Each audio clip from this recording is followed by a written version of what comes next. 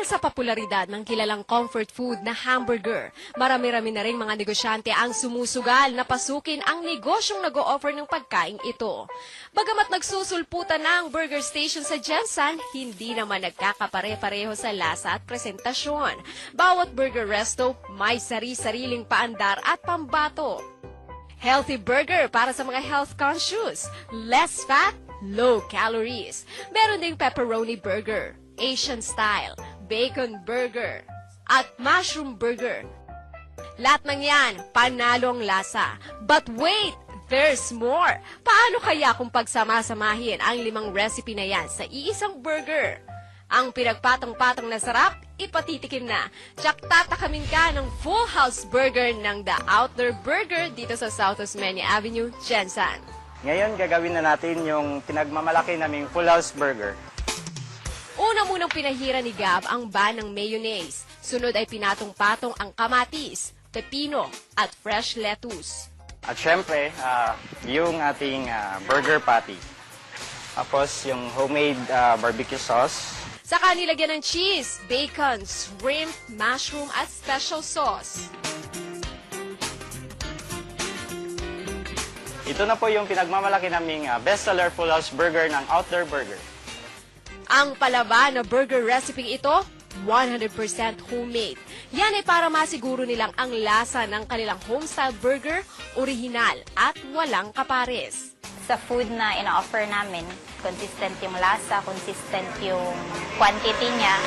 Okay yung price, yung affordable, tapos yung lugar parang chill lang, ganun. Ang pamilya ni Bim, dati nang may home-based catering business dito sa kanilang residential area. Matapos matigil ang kanilang negosyo, pumasok ang panibagong ideyang binuo ng magkakapatid na De Guzman at ng kanilang mga kaibigan. Nag-isip lang kami ng mga magkakaibigan kung anong okay na negosyo.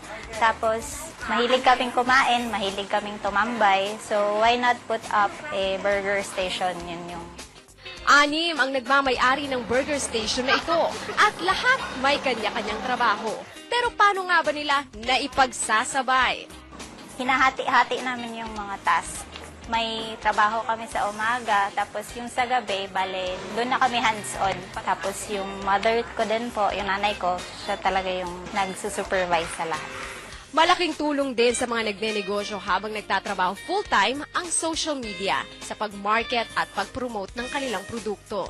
Si Ralph Arisgado, isang active social media user.